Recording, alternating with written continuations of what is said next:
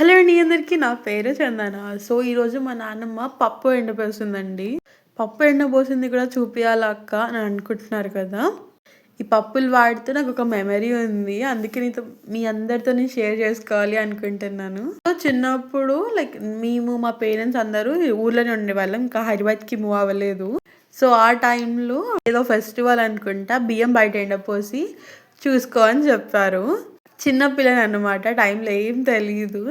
మంచం మీద బియ్యమో పప్పు ఏదో ఎండపోస్తే, ఆ పప్పు చేతులతో చిన్న చిన్న ముద్దల్లా తీసుకొని ఒక్కొక్క దగ్గర వేశానంట.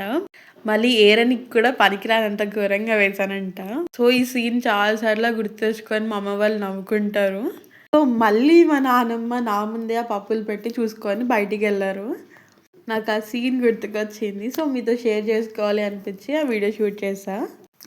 అండ్ ఇదొచ్చేసి మా నాన్నమ్మ కోళ్ళు పెంచుకుంటున్నారు. లిటరల్లీ ఎన్ని పిల్లలొచ్చాయి చూడండి. 4 పిల్లలంట.